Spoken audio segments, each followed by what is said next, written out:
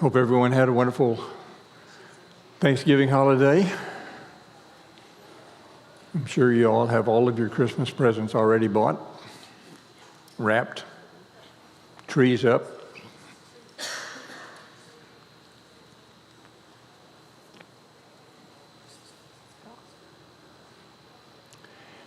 Well, those of you who know me very well know that I've kind of developed an interest in artificial intelligence. And so this past week, I went to one of the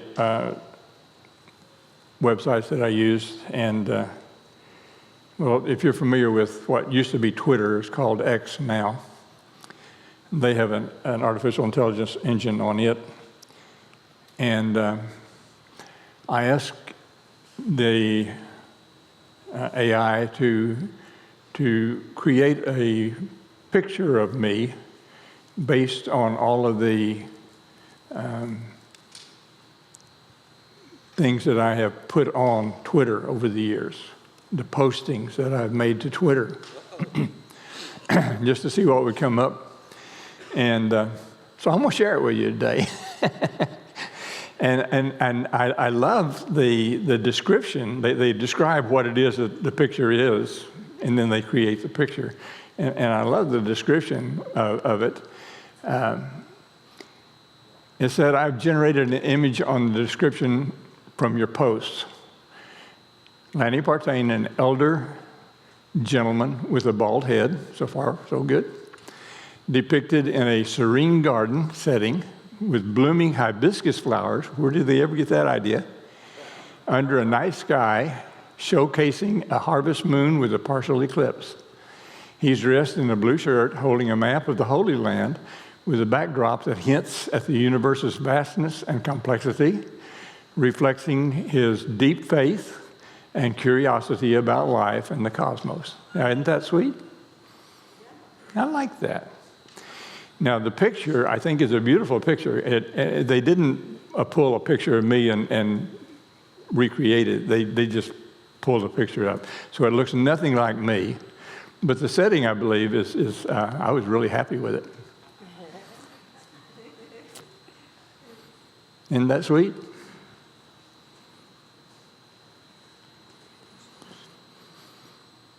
I'm quite sure that when the history of this time period is written, the period in the first quarter of the 21st century, at the top of the list is going to be artificial intelligence. It is a true world-changing development. And it's just in its first baby steps. All right, Blind Bartimaeus. We're going to start with a little clip that will give you the text so that we can hear the whole thing at one time, and then we'll come back and begin to unpack it a little bit. I don't know what the volume will be, Linda, so you give you a heads up. Then they came to Jericho. As Jesus and his disciples, together with a large crowd, were leaving the city, a blind man, Bartimaeus, which means son of Timaeus, was sitting by the roadside begging. When he heard that it was Jesus of Nazareth, he began to shout, "Jesus, Son of David, have mercy on me."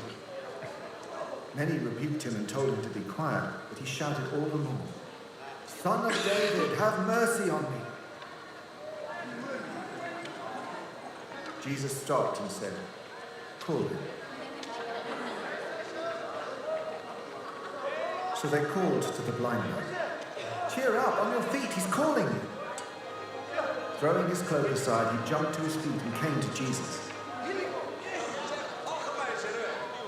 "What do you want me to do for you?" Jesus asked him.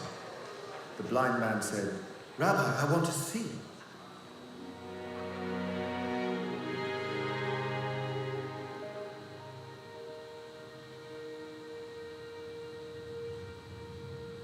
"Go," said Jesus. "Your faith has healed you."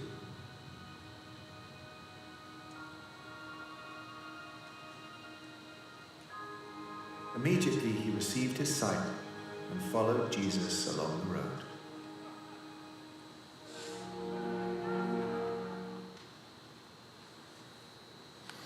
Well, short little recording there, but a rather spectacular event, especially if you were Bartimaeus. So from the 10th chapter of Mark, as Jesus and his disciples left town, they're leaving Jericho and they're going toward Jerusalem. A large crowd followed him. A blind beggar named Bartimaeus, son of Timaeus, was sitting beside the road. When Bartimaeus heard, when he understood that Jesus of Nazareth was nearby, he began to shout, "Jesus, son of David, have mercy on me." I think it's interesting that this blind man, this is one of the untouchables, if you will, one of the low caste. But in his growing up somewhere, he had learned, and he's in Jericho, he's not in Jerusalem or in Nazareth, but he has learned enough about this guy from Nazareth, this Jesus,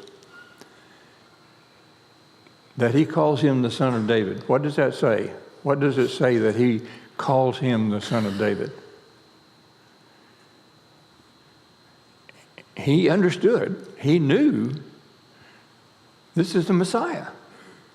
This is a clear reference that he, in his condition, had come to know and understand and believe that this Nazarene called Jesus was the promised Messiah. I think that's remarkable.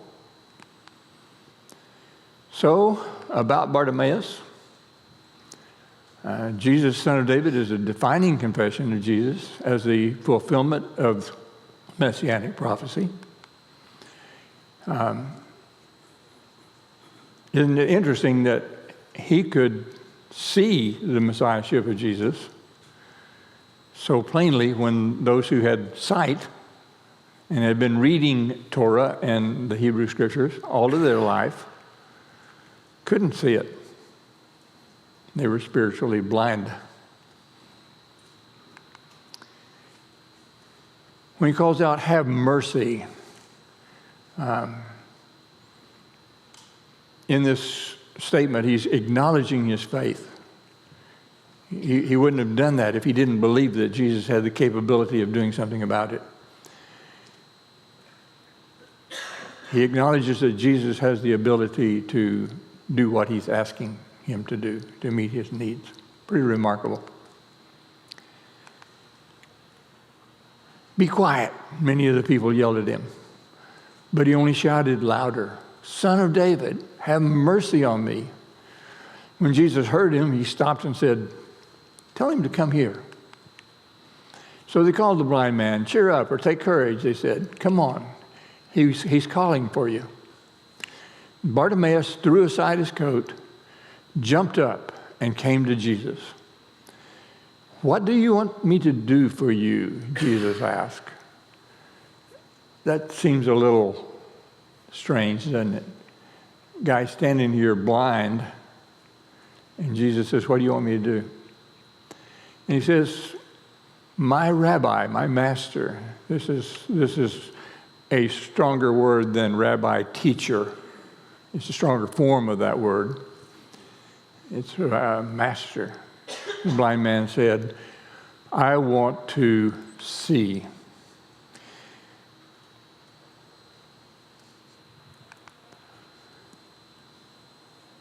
Throwing his cloak aside has some significance to it. What are some practical reactions we can have to him throwing his coat aside?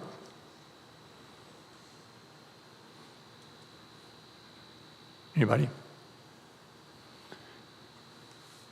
Mike?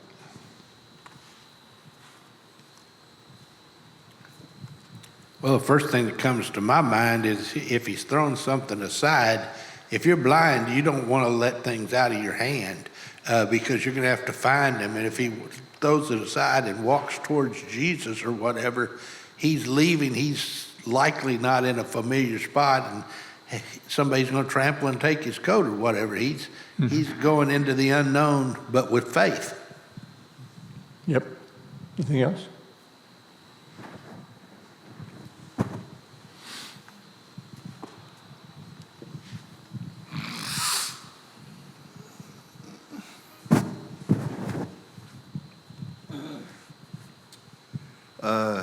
Messiah was a good man. The best. The best man on this earth. Yes, sir. Huh? Absolutely. Okay. Thank you. So That's all I got to say. So yes, he didn't have the assurance that it would be there when he got back. He didn't know if he could find it. He was blind. Believed that he could because he believed he was going to have his sight restored. But think about this also. His cloak is what kept him warm. It provided a place for him to collect alms. It was his security blanket. As a blind person, he would spread the coat out and people would put coins on it, hopefully. So he's leaving behind his security, his comfort, and he's really stepping out in faith. It seems like a minor thing to us to take off your cloak and go toward Jesus. But if that's what you've got,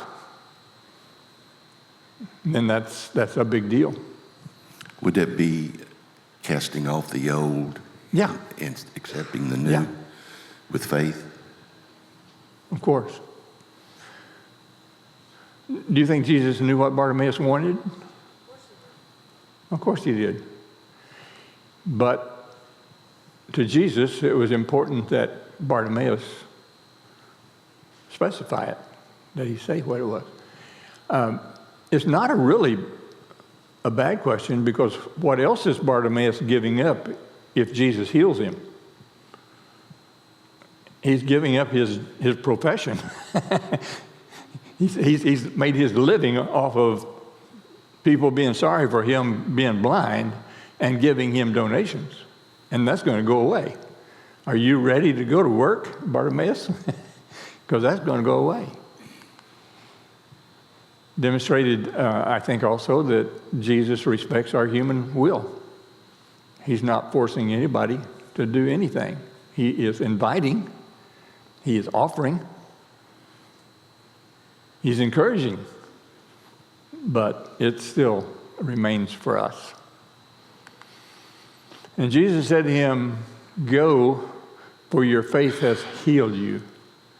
Instantly the man could see, and he followed Jesus, praising God.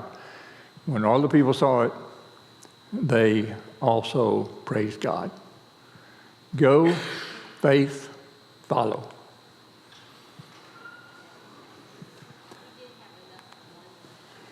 Go is a commissioning.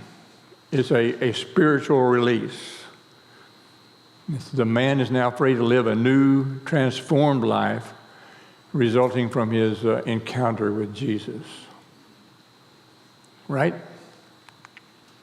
Your faith is not just assent, but a deep personal trust in Jesus' power and person. I can't remember if I've got anything else on that slide or not, but do you have anything that you would like to add to this idea of lessons that we can draw from the parable? Anything to add, David? Okay.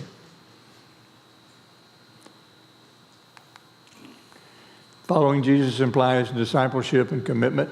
It's a demonstration of a transformed life spiritually as well as the obvious physical change. By Mark saying that he's following Jesus, he's saying that he has become what? A disciple. He went from being a beggar to being a disciple. He actually walked in the footprints of Jesus.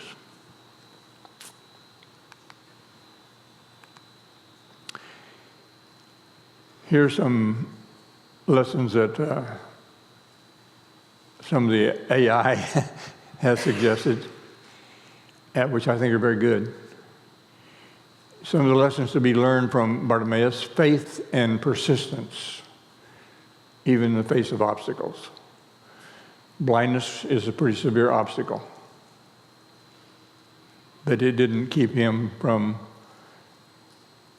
number one, pursuing Jesus insistently, and in him finding Jesus and being rewarded for it. Compassion and mercy for the people who were passing by. How important was a blind man? Why don't you just shut up and get out of the way? Quit bothering us. But for Jesus, it was entirely different. Call him. I want to see him. There is a lesson of asking with confidence. We should approach God with boldness and specificity. Not just, Jesus, can you help me? But Jesus, I need you to do this for me. This. Very specific.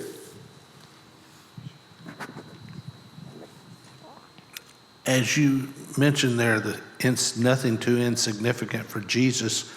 I pictured all the people around Jesus and what that says about them and what they were seeing as far as Jesus' mission.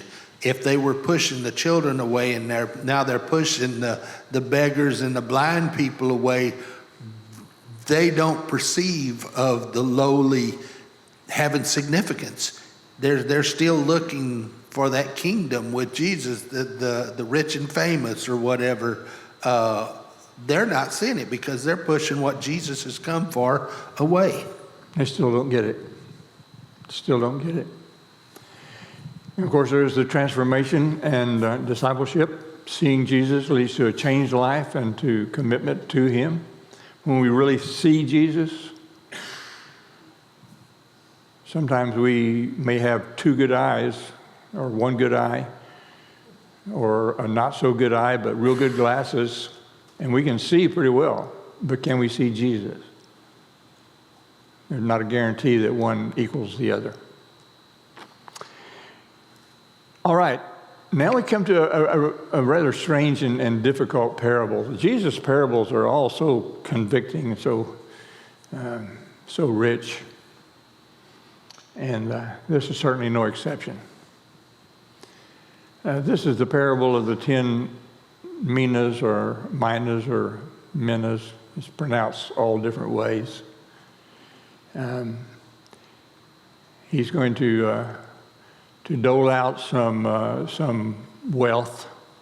Mina is 100 Greek drachmas, or 50 shekels of 100 Jewish denarii. You remember, denarii is a day's wage.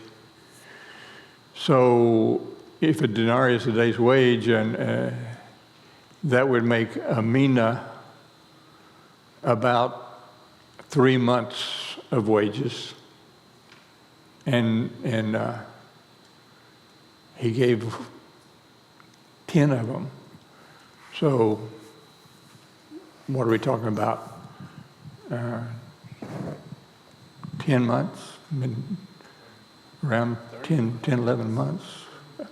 So what I'm saying is that in the parable, Jesus is using a significant amount, not an exorbitant amount, but a significant amount. It's not inconsequential. From Luke 19, the crowd was listening to everything Jesus said. And because he was near, some versions say because he was nearing Jerusalem, he told them a story to correct the impression that the kingdom of God would appear as soon as they got there. Now that reads a little bit different in some of your translations, but that's basically what it's saying. The idea is that there were some who were in the crowd following Jesus as he's going from Jericho to Jerusalem, who are still believing, as Mike said, that this earthly kingdom is going to be established And they have got the idea in their head now that since he's going to Jerusalem, and since that's where the Messiah would reign in their thinking, this is it. This is the moment. When he gets to Jerusalem, then he's going to set up this Davidic kingdom.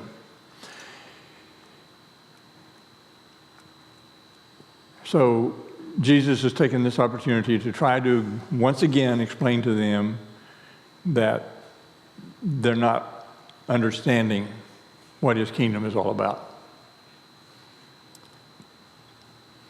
He said, a nobleman was called away to a distant empire to be crowned king, or some translations say to receive a kingdom and then return. So that's the background. Before he left, he called together 10 of his servants and divided among them 10 mina. Some translations say pounds, but the Greek word is mina. Of silver, some say gold. Actually, neither of those is in the manuscript. That was translators trying to give it context, but it's not in the transcript. So they gave him these 10 minas, saying, invest this for me while I'm gone. But his people, or the citizens, hated him and sent a delegation after him to say, we do not want him to be our king. So he's called the servants in. He's given them a commission, and then he's ready to go away and receive this anointing of kingship, to be given the official authority to be named a king over this kingdom. This is the parable that Jesus is developing.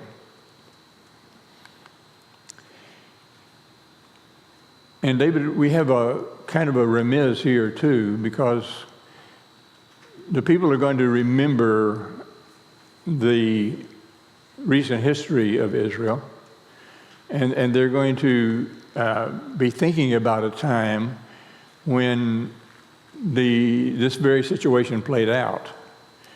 When King Herod the Great, who was king when Jesus was born, and who ordered the killing of the children at Bethlehem, when he died, his kingdom was divided among 4 of his sons. And one of them is Archelaus, and Archelaus was given the area of Judah. And he's referred to in Matthew chapter 2 as the one who was in charge of Judea when Joseph and Mary were ready to come back from Egypt. You know, they had gone to Egypt to get away from Herod the Great, or the not so great. And then when they got ready to come back, because of Archelaus, they didn't go to Judah, they went on back to Nazareth. Archelaus had proven himself to be a very cruel ruler. The first Passover after he took over, he killed 3,000 Jewish people there in Jerusalem.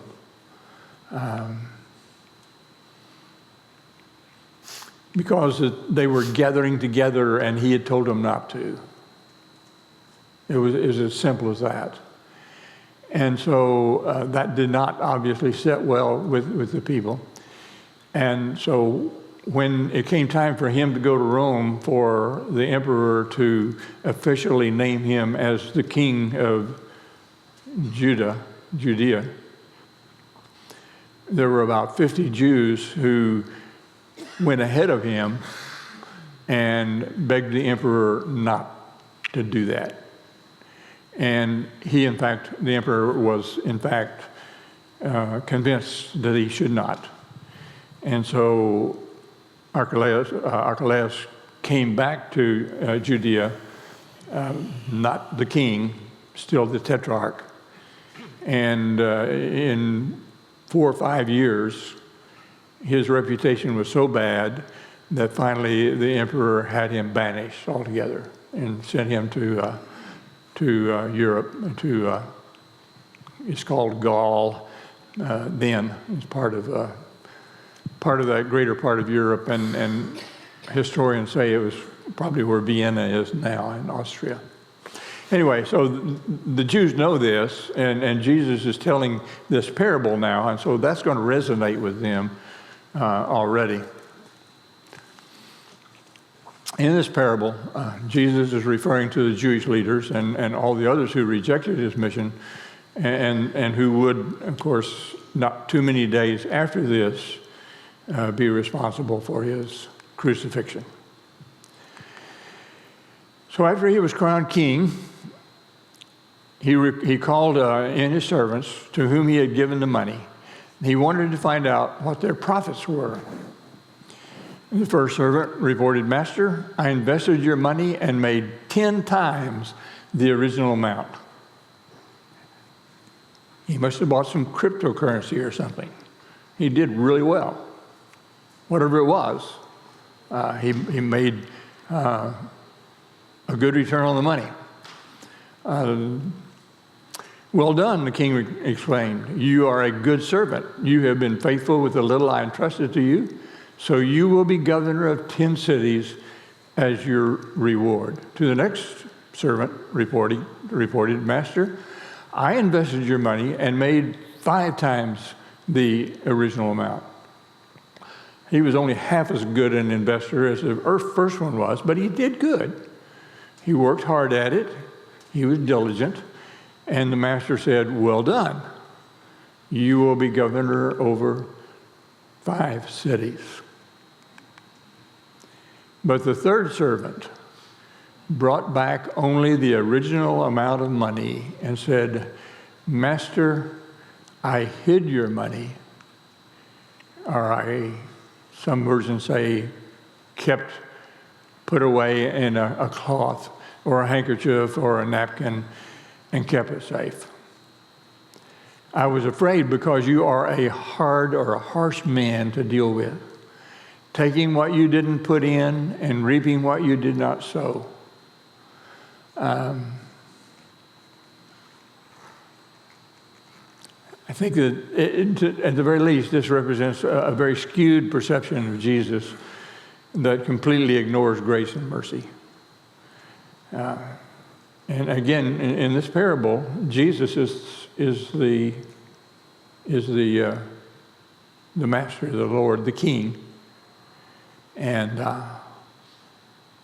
this guy has a very low regard for any sort of grace or mercy. "You wicked servant," the king roared, "your own words condemn you. If you knew that I am a hard man who takes what isn't mine and harvests crops I didn't plant, why didn't you deposit my money in the bank? At least you could have done, put it in the bank. At least I could have gotten some interest on it." Then turning to the others standing nearby, the king ordered, "Take the money from this servant and give it to the one who has 10 pounds or 10 minas. "But master," they said, "he already has 10 minas." "Yes," the king replied, "and to those who use well what they are given, even more will be given. But from those who do nothing, even what little they have will be taken away. And as for these enemies of mine who didn't want me to be their king, bring them in and execute them right here in front of me." Now, this is a pretty harsh parable, isn't it? Obviously here we're seeing a foreshadowing of judgment and separation from God. That's the underlying idea behind that. So I have several things to mention about this, but let me hear your thoughts first, okay? What do you think about the parable of the 10 minas? What are some things that come to your mind? What do you understand from it, and what lessons do you pull from it?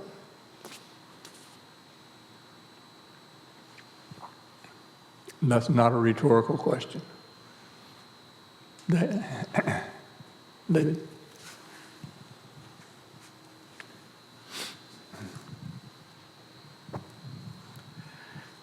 Simply that whatever God has blessed us with, we are to use that to further his kingdom. Seems like pretty basic. That's got to be the overarching and obvious element of it. What else? Anybody else?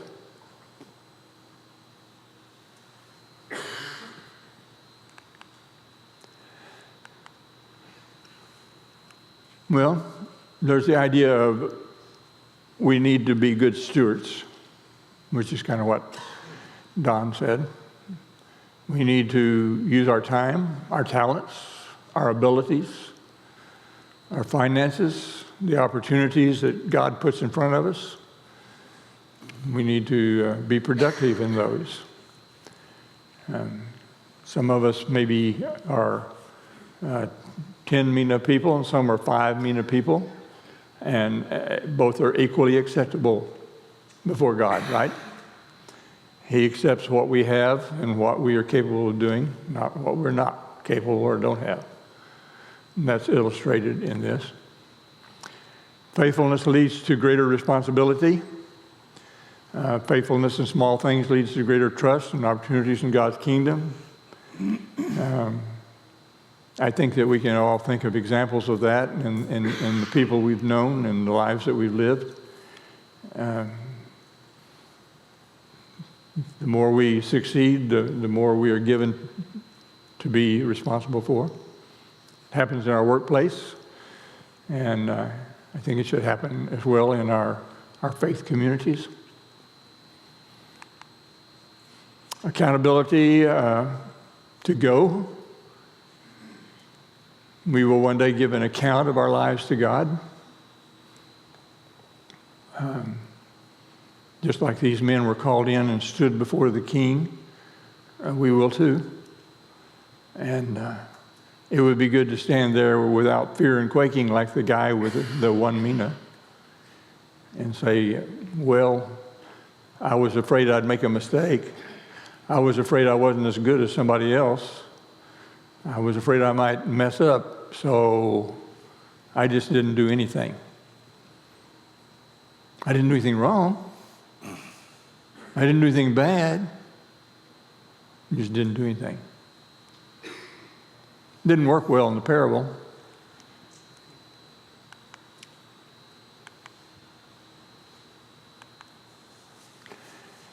Fear of inaction.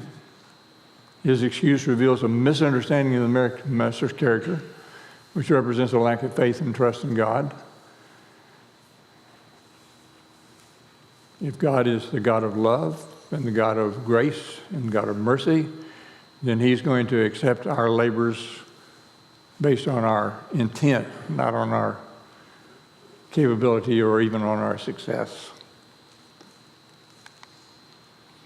Principle of kingdom growth. God's blessings and resources multiply when they're invested in his work. They don't come back unprofitable. And then, of course, there is the rejection of the king. Their judgment serves as a sobering reminder of the consequences of rejecting God. That was a very blunt pronouncement on them, was it not?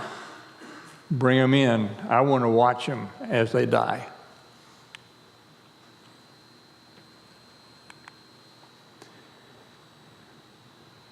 Speaks of Jesus' mission and of the kingdom of God.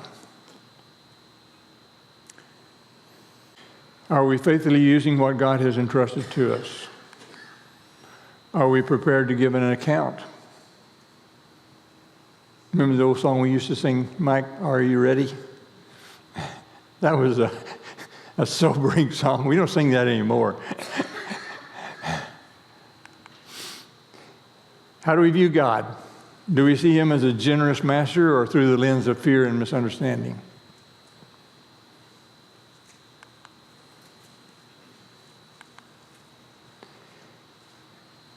Does this parable remind you of another parable?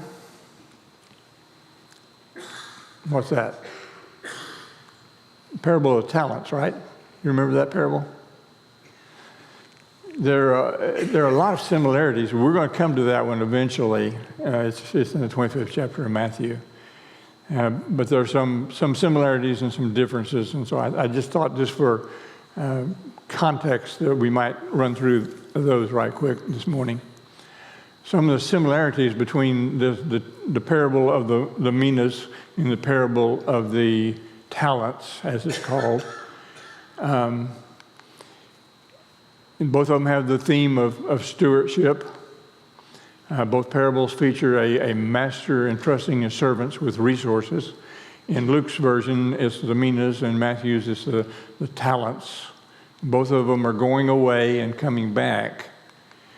There's accountability and judgment in both of them. The servants are called to account for how they use the resources. Faithful servants are rewarded. Unfaithful servants are lazy servants. They face rebuke and punishment. The rewards are based on effort. It's not a matter of exactly how much, but how much did you put into it. Great faithfulness leads to greater responsibility. Severe consequences for negligence in both of them. The servant who does nothing with the entrusted resources loses it and faces condemnation. You remember that from the talents. And then there are some differences.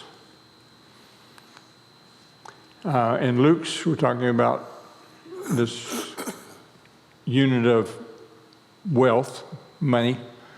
In Matthew, it's called talents. It's also a matter of something that you can invest.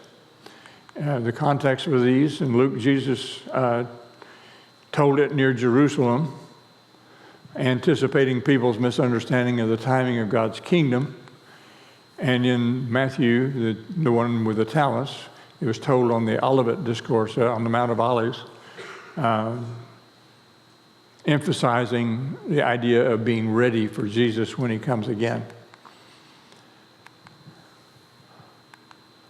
Initial distribution, the servants received the same amount. They all received the 10 mina coin. And in Matthew, they each received different amounts, 1 5, 1 2, and 1 talent based on their abilities. And the number of servants involved, Luke had 10 servants that are given the resources. It's kind of interesting. We only get the report of 3 of those servants. He gave it to 10, but when we get the outcome of it, we are only dealing with 3. And then in Matthew, there are only 3 servants mentioned.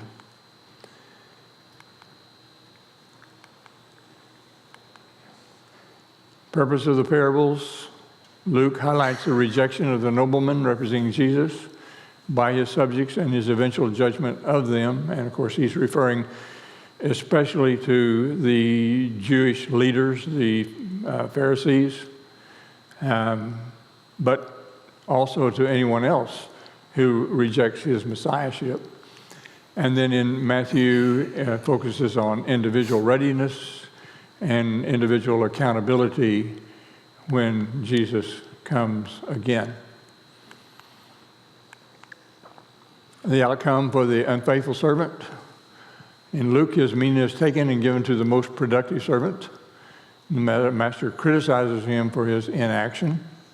In Matthew, the unfaithful servant is cast into outer darkness, symbolizing severe spiritual loss.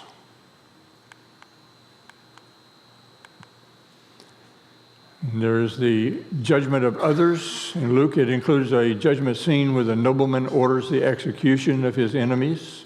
In Matthew, no such judgment is included. It concentrates on the servant's accountability. So that is the breakdown then, and we'll look at Matthew 25 once again when we get to that place where Jesus is there on the Mount of Olives. But that'll give you an idea of because they sound a lot alike when you just look at them superficially. Well, we're going to continue our walk with Jesus toward Jerusalem, and there's still a number of things that have to happen before that he finally is nailed to the cross. But we'll get to that in due course. So our time is up today, and thank you for your patience. I know some of this was somewhat tedious, but I hope there was a grain in there somewhere that you can find and find it useful for you in your Christian walk. Have a wonderful God bless week.